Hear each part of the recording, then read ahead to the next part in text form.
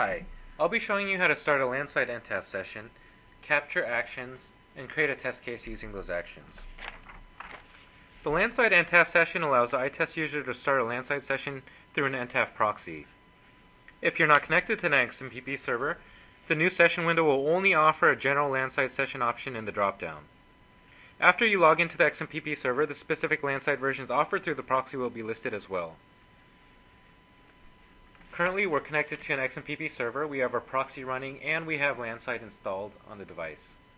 So to start our session, we click on Connected Devices. In Session Types, we notice that we have the general Landslide session type available, as well as the specific version available through the proxy. We'll start a Landslide session using the general Landslide session type. First thing we'll do is we'll enter our profile name that we'd like to assign. For session type, we have Landslide selected.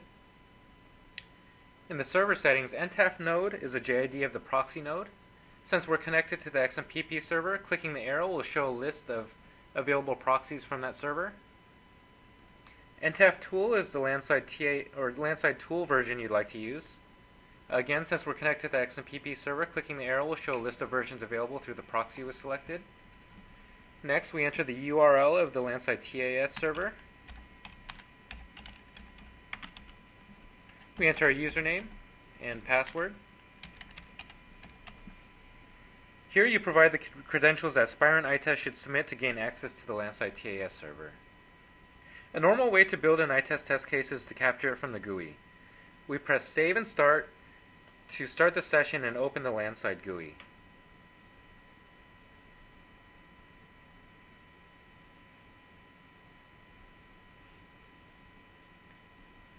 Now that Landslide GUI is open, we will show an example run using an existing session type we have created.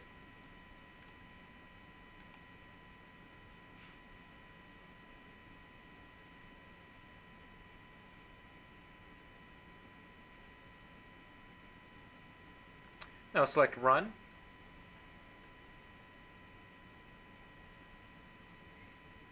And clicking Reports, you can see the test case in action.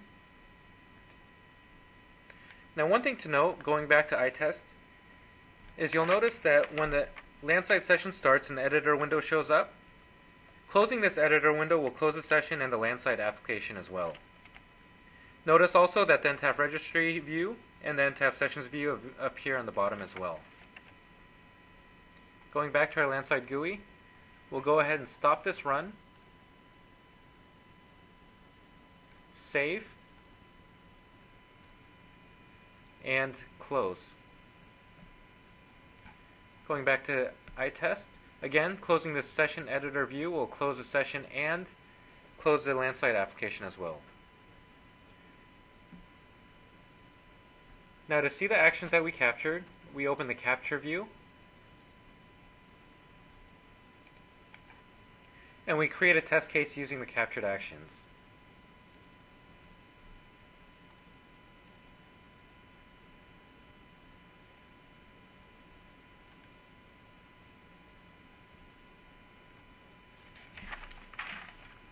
Now you'll see how the captured actions are now an iTest test case, including the ability to capture Landslide data.